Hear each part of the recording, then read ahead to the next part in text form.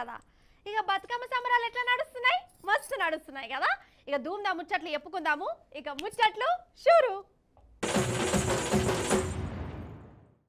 ఇప్పుడు గాంధీ భవన్ నుంచి వినిపిస్తున్న పాటలు మీ ముందుంచుతా అన్నట్టు. స్టార్ట్. అంతా భ్రాంతియేనా, జీవితాన వెలుగింతేనా, టుయ్ టుయ్ టుయ్ ఆశ నిరాశేనా, మిగిలేది చింతేనా. ఇప్పుడు ఇంకొక పాట. అనుకున్నదొక్కటి అయినది ఒక్కటి, బోల్తా కొట్టిందిలే బుల్బుల్ పిట్ట. సారీ పిట్ట కాదు, బుల్బుల్ పార్టీ. ఏందవ్వా ఈ ధూమ్దా ముచ్చట్లా మాకి గాన కచేరి ఏందసలు? టీవీ చూడాలన్నా సప్పుజేక మార్షాలనా అని అనేరు. గట్ల చేయకురి, ఈ ముచ్చట చూడురి. ఎంతైనా జనాలు ఒకసారి మోసపోతారు, రెండు మాటల మోసపోతున్నారు కదా అని అంతటా అదే పాట మళ్ళా వాడితే ఏమైతుంది? హర్యానా కథ అవుతుంది. ఈడ్చి కొడితే ఎల్లెల్కల వడుడవుతుంది. ఇక ఇప్పుడు షెయి పార్టీ సంసారం గట్లనే అయ్యింది. ముచ్చటేందయ్యా అంటే హర్యానా ఓట్లల్లా షెయి పార్టీని అక్కడి జనము తుక్కు ఓడగొట్టిర్రు. లెక్కకైతే అక్కడ షెయి పార్టీ గెలుస్తుంది అని అన్నారు. ఎందుకంటే ఓట్లకు ముందు వాళ్ళు చెప్పిన గ్యారెంటీల ముచ్చట్లు గట్లున్నాయి. ఇక ఆ ముచ్చట్లకు జనం ఆశపడతారు, షెయినే గెలిపిస్తారు అని చాలా మంది అనుకున్నారట. కానీ జనం గంత అమాయకులు కాదు కదా. షెయి పార్టోలు చెప్పేటి అన్ని షెట్ల మీద ఇస్తరాకులు గుట్టే ముచ్చట్లని వాళ్ళకి జల్దీనే సమజైంది. అందుకే షెయి పార్టీనే తుక్కడం చేసిర్రు. అయితే మనకాడ కదా ఓట్లప్పుడు షెయి పార్టోలు ఎన్ని ముచ్చట్లు చెప్పిర్రోల్లా 6 గ్యారెంటీలు అనుకుంటా అరచేతులా ఎన్నో సూయించిర్రు. జనం కూడా నిజమే కావచ్చు అని నమ్మి గెలిపించిర్రు. ఇక అధికారంలోకి వచ్చినాక గ్యారెంటీల ముచ్చట్లను మతిమరిపించి పెద్ద షెయే ఇచ్చిర్రు.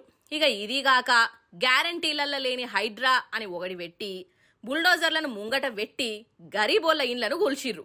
అటు కర్ణాటకలో కూడా గంతే. అక్కడి 5 గ్యారెంటీల పేరు చెప్పి ఆడ అధికారంలోకి వచ్చిర్రు. ఆడ కూడా గదే కథ. గ్యారెంటీలు అమలే చేయలే. కర్ణాటకలో 5 గ్యారెంటీలు, తెలంగాణలో 6 గ్యారెంటీలు అని చెప్తే జనం మంచిగా నమ్మిర్రు కదా. హర్యానాలో ఒకటి ఎక్కువ చెప్దామని అనుకున్నట్టున్నది. డైరెక్ట్ 7 గ్యారెంటీలు ఇస్తామని సాటింపేసుకున్నారు. కానీ జనం అంతా తెలివి తక్కువ అనల్లా. తెలంగాణలో కర్ణాటకలో ఏమైతున్నదో వాళ్లకు తెలియబట్టే. ఇక ఈ షెయి పార్టీ అన్ని ఉద్దర ముచ్చట్లని వాళ్ళకి అర్థమైంది. నువ్వొద్దు, నీ అబద్ధాల గ్యారెంటీలు వద్దు అని గట్టిగా అనుకున్నారు కావచ్చు. షెయి పార్టీని ఘోరంగా ఓడగొట్టిరు. కథ అడ్డం తిరిగింది. కాంగ్రెస్ బొక్క బోర్ల పడ్డది.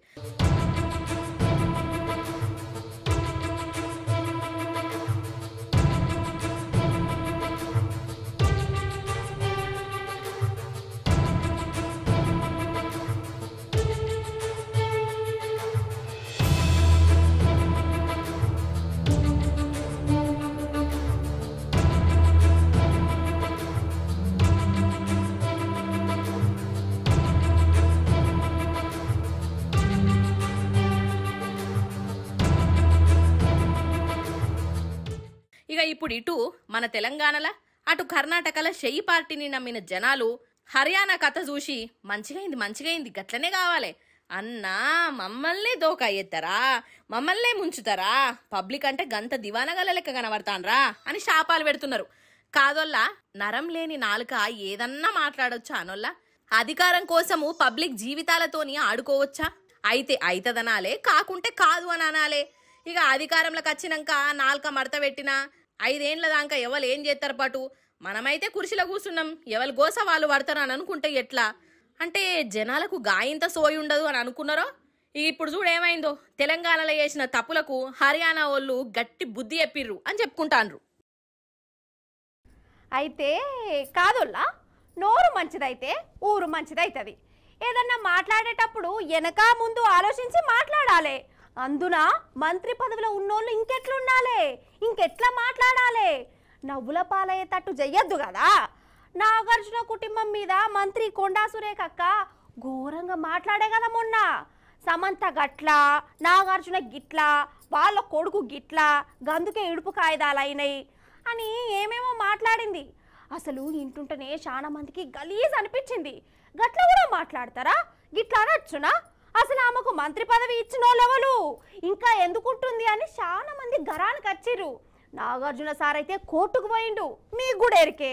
ఆ కోర్టులా ఇప్పుడు ఏమైందంటే మంత్రివర్యులు శ్రీమతి కొండా సురేఖక్క గారు ఏమన్నదో దేశమంతా చూసింది, మీకు కూడా ఎరికే. నాగార్జున సారేమో సురేఖక్క మీద పరువు నష్టం దావా వేసిండు కోర్టులా. ఇక మంగళవారం నాడు నాగార్జునను కోర్టు పిలిచింది. అసలు ఏమైంది ఏంది కథ కోర్టుకు మంచిగా చెప్దువటదా అని పిలిపించుకున్నదొల్లా. ఇక నాగార్జున ఇంటామె అమల, కొడుకు నాగచైతన్య, మేనకోడలు సుప్రియ ఉన్ను ఇంకా చెల్లతోని కలిసి నాంపల్లి కోర్టుకు వచ్చిండు. అగో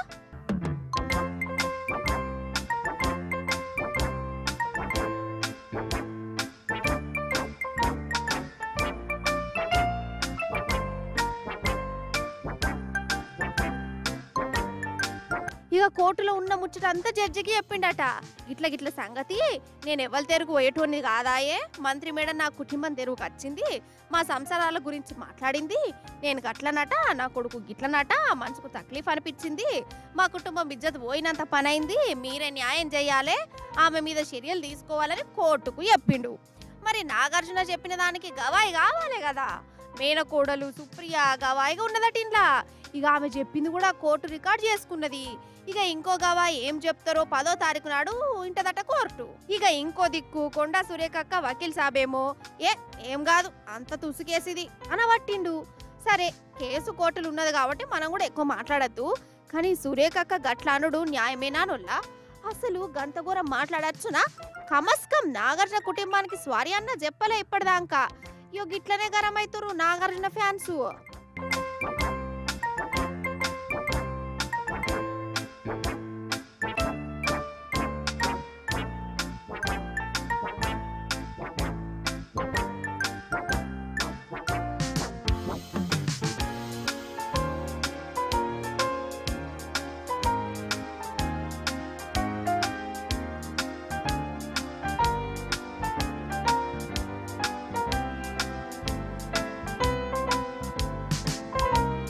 అవే అన్నా ఇవాళ ఎన్నో తారీఖే? అయ్ చూసినావా అసలు పండుగ సంబరంలా రోజులు ఎట్లా గడుస్తున్నాయో కూడా ఏర్పడతలేదు అలా.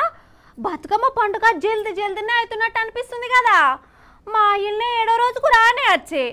నాకైతే నిన్న మొన్ననే బతుకమ్మ స్టార్ట్ అయినట్టు కొడుతుంది. ఇంకొక 2 రోజులైతే సద్దుల బతుకమ్మ కూడా వస్తుంది అన్నట్టు. 7వ రోజు ఏం బతుకమ్మనో ఎరికే కదా. గదే యాపకాయల బతుకమ్మ.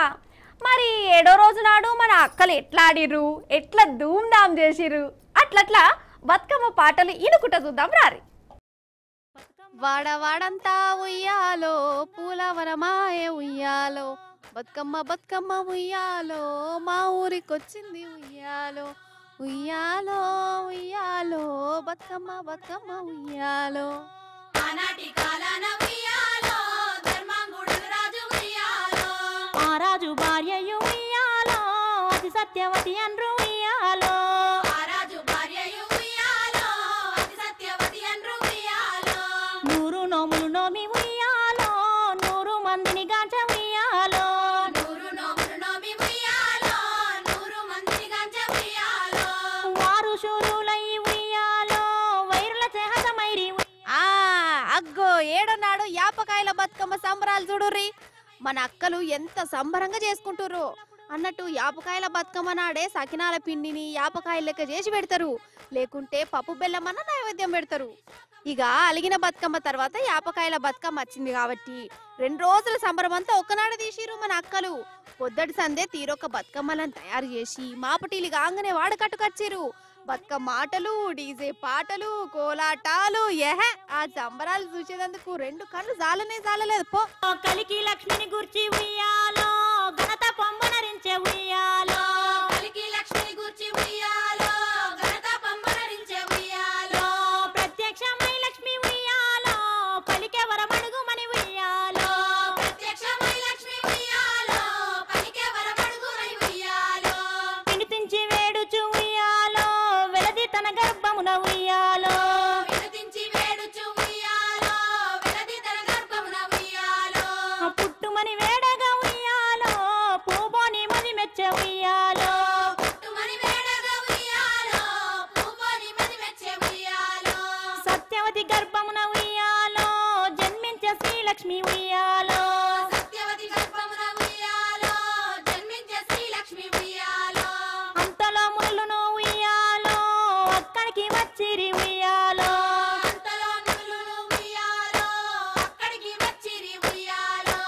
ఇక మనోళ్ళు గౌరమ్మను ఆతిర్ల పూజిస్తే ఇగో ఇంకో దిక్కు దేశమంతా దేవి నవరాత్రులు నడుస్తున్నాయి.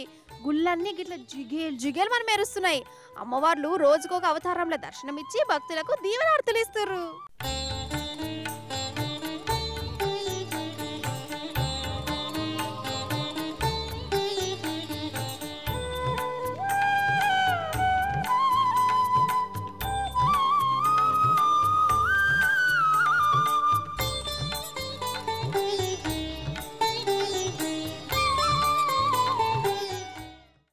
ఎప్పుడొచ్చామని కాదనయ్య, బుల్లెట్ దిగిందా లేదా, ఫస్ట్ ఎవరు కింద పడ్డారని కాదు, లాస్ట్ దాకా నిలబడ్డోళ్ళదే అస్సలైన గెలుపు. వింటుంటే గూస్ పింపుల్స్, రోమాలు నిక్కవడుచులు అవుతున్నాయా. ఇవి సినిమా డైలాగులు లెక్కనే కొడుతున్నాయి కానీ నిజం చెప్తున్నా జీవిత సత్యాలనే అనిపిస్తాయి నాకు. ఏందబ్బో ఇవాళేమో కౌన్సిలింగులు క్లాసులు బాగానే చెప్తున్నామని అనేరు. కౌన్సిలింగులు కావివి, గా వినేష్ పోగొట్టు అని మీరు పేరునే ఉంటారు. అయ్యో నేను ఈడ కూర్చొని ఎన్నో మాటలు చెప్తే కదా, యాదుకున్నదా ఒలింపిక్ ఆటలల్లా బంగారం వచ్చినట్టే అని అనుకున్నాం కానీ ఆఖరి నిమిషంలో ఆమెకు ఏ పథకం లేకుండా చేసిరు. అయితే ఏంది, ఇగో ఇప్పుడు మళ్ళోసారి జనం మనసులను గెలుచుకున్నది, గర్వంగా నిలబడ్డది. అగో నిజంగా వినీష్ పోగటక్కను ఎంత తారీఫ్ చేసినా తక్కువనే. సెల్యూట్ కొట్టవలసిందేపో. నిలబడుడంటే ఇది, షిడాయించినోళ్ళను బనాయించినోళ్ళను చెంపలు వాయించి పండ్లు రాలగొట్టుడంటే గిట్లుంటది. ఆమె ఏ పార్టీనైనా కానీ ఆమె చేసిన కొట్లాట, ఆమె తండ్లాట, ఆమె నిలబడ్డ తీరును మాత్రం తారీఫ్ చేయవలసిందే కదా. అసలు ఒలింపిక్స్ ఆటల తెల్లారితే బంగారు బతుకమో వెండి బిల్లనో అత్తదనుకున్నాం మనం. దేశమంతా సంబరపడ్డది కానీ ఎవ్వరు కండ్లు మండినాయో వెనుకెనక ఏం నడిచిందో మనకు తెలియదు. కానీ 100 గ్రాముల వజన్ ఎక్కువ ఉన్నదని పాపం ఆమెను ఆటలకెళ్ళి తీసి పడేసిరు లాస్టులా. ఎంత బాధ చెప్పు. కానీ ఇప్పుడు చూడు జనం మనసులను గెలుచుకున్నది, హర్యానాలో ఎమ్మెల్యేగా నిలబడ్డది. ఏ పార్టీ అయితే అవమానం చేసిందో ఆ బీజేపీ మీదనే గెలిచి అందరికీ బుద్ధి చెప్పింది.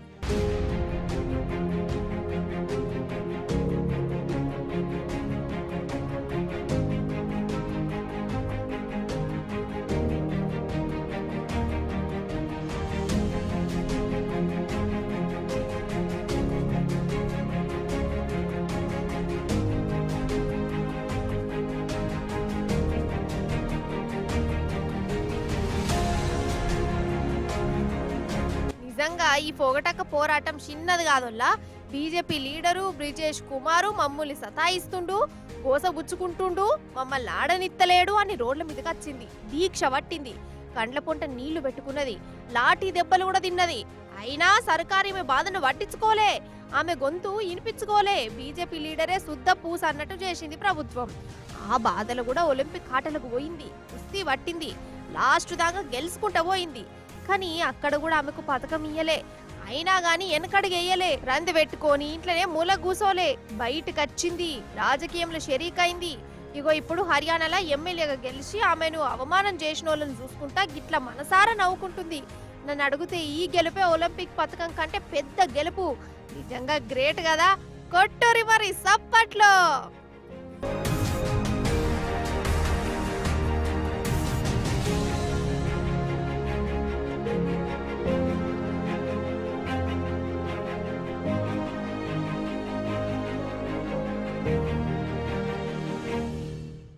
మన తెలంగాణలోనే పెద్ద పండుగ దసరా కదా. ఏ పండుగ ఎట్లా చేసుకున్నా కానీ దసరా మాత్రం ధూమ్ధామే ఉంటుంది మన కాడ. కొత్త బట్టలు కొంటారు, అప్పాలు గిప్పాలు చేసుకుంటారు, దోస్తులతోని ములాఖాత్ అవుతారు, ఖర్చు కూడా బాగానే ఉంటుంది. కానీ ఈ తాప చాలా మంది కళ్ళల్లో దసరానే కనబడతలేదోళ్ళ. పండుగ పూట కూడా దండుగ పని చేస్తుందట ఈ సర్కారు, జీతాలు ఇవ్వకుండా సతాయిస్తుంది. అగో సర్కార్ కొలువులు చేసేటోళ్లకు 1వ తారీఖు నాడే జీతాలు వేస్తున్నాం, వాళ్ళ కళ్ళల్లో ఆనందం చూస్తున్నాం, అట్లా చేస్తున్నాం ఇట్లా చేస్తున్నాం అని చెప్పుకొచ్చిండా శ్రీమాన్ రేవంత్ సార్ వారు. ఇగో 8వ తారీఖు కూడా దాటింది, దసరా కూడా దగ్గర పడ్డది, కానీ ఇంతవరకు జీతం వేసింది లేదు. సర్కార్ ఆఫీసులలో టెంపరవరీ కాంట్రాక్ట్ గా పనులు చేసుకునేటోళ్ళు ఉంటారు కదా, వాళ్ళకు అసలు షిల్లిగవ్వ కూడా ఇయ్యనేయలేదట. అసలే వాళ్లకు పని ఎక్కువ జీతాలు తక్కువ అనుకుంటుంటే ఇక పుండు మీద కారం చల్లినట్టు వాళ్ళను దేకకుంటేనే చేస్తుంది సర్కారు.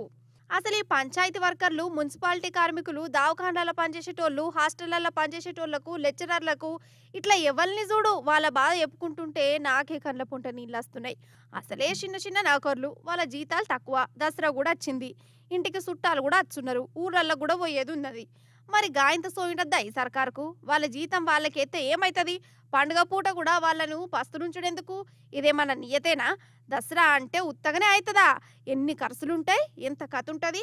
ఇప్పుడనే కాదు, నెలల తరబడి జీతాలే ఇస్తలేదట సర్కారు. రేపో మాపో ఎత్తడి తీ అని వాళ్లకు వాళ్ళే సర్ది చెప్పుకుంటా బాకీలు చేసుకుంటూ ఉంటురు. ఇక ఈ పండుగ పూట ఇప్పుడు బాకీలు ఇచ్చేటోళ్ళు కూడా దొరుకుతలేరు. ఏందోల్లా అసలు ఇది. మన పండుగ పూట మన తెలంగాణ బిడ్డలు గిట్ల గోసపడుడేంది? ఇక గిట్లనే కోపానికి అత్తురు ఇల్లు. ఓం భీం అరుంధతి, చంద్రముఖి, నాగవల్లి మంత్రాల మర్రి చెట్టు ఇయాల నాకు రోడ్డు మీద ₹1,00,00,000 దొరకాలే. మా పక్కింటోళ్ళ పండ్లు రాలిపోవాలే. ఏందోలా అట్లా చూస్తుర్రు? మంత్రం వల్ల పర్షన్ కాకుర్రి. నేను కాదు చేసింది, మా రేగాయల రాజవనట. ఏం మాట్లాడినా లెయ్యపురాలు తప్పుదీత్తందట, మంచి చెప్పినా చెడ అవుతుందట. అందుకే ఆమెకు ఏదో ఒకటి కావాలని ఏదో మంత్రగాని కాడికి పోయింది. పైసలు కూడా కొట్టుకున్నది, ఇట్లా పెనిమిటితోని తిట్లు కూడా తిన్నది. అయినా మంత్రాలకు చింతకాయలు రాలుతాయి అనోళ్ళ రాలే కదా. అయినా కానీ కొందరున్నారు, వాళ్ళది తెలివనుకోవాలనా ఏమనుకోవాలనో నాకే సమజ్ కాదు. చూడురు మీరే. వామ్ము, ఇదంతా చూస్తుంటే ఏదో దయ్యం సినిమాల సీన్ లెక్కనే కనబడుతుంది కదా, కానీ దయ్యం సినిమా కాదు, ఒక దిక్కుమాలినోడు చేసిన కథ. అత్తను చంపేందుకు కోడలు చేసిన ఘనకార్యం. అయితే మన హైదరాబాదులోనే ఒక బంగారి కోడలు అత్తమామలను చంపుదాం అనుకున్నది. ఒక బాబాగాని కాడికి పోయింది. ఇంకేమున్నది, వాడు ఆమె కాడ పైసలు గుంజిండు, ఏదో తాయెత్తులు గీతులు ఇచ్చిండు. ఇక రేపో ఎల్లుండో దత్తరుపో నేను మంత్రం వేస్తున్నా అన్నాడట. రేపైంది, ఎల్లుండి అయింది, అవతల ఎల్లుండి కూడా అయిపోయింది. పైసలు పోయినాయి కానీ అత్తమామలు మాత్రం ఇగదత్తలేరు అగదత్తలేరు అని ఈమెకు రంది పట్టుకున్నది. అటెనక అమ్మగారికి అసలు సినిమా అంతా సమజ్ అయిపోయింది. పోలీసు వాళ్ళకి చెప్పింది. వాళ్ళు ఆ దొంగ బాబాగాన్ని అరెస్ట్ కూడా చేసిర్రు అనుకో. కాదోళ్ళ ఈమెకేమన్నా దిమాకున్నదా? అసలు అత్తమామల మీద గంతపగ పెట్టుకున్నాడు ఎందుకు? వాళ్ళకంటే బాబాగాళ్ళని నమ్ముడేంది? అయినా మంత్రాలకు ఏది పడితే కదా అవుతుంది అనుకుంటే, మరి ఆ మంత్రగాడే రోజు నాకు ₹1,00,00,000 దొరకాలి అని కోరుకోవచ్చు కదా. ఇట్లా మంది దగ్గర పైసలు తీసుకొని మంత్రం వేస్తానుడేందో గాయంత సోయి ఉండదా అసంటోళ్ళ కాడికి పోయేటోళ్లకు? కథకు నా వడెత్తు.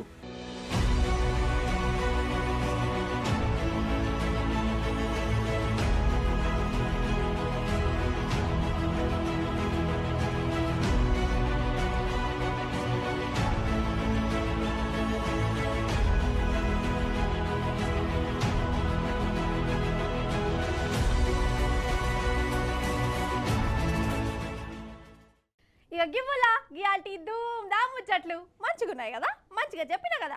ఇక మళ్ళీ వచ్చినప్పుడు ఇంకిన్ని మంచి ముచ్చట్లు పట్టుకొస్తా. అప్పటిదాకా చూస్తూనే ఉండండి T News. Tata bye bye నమస్తే.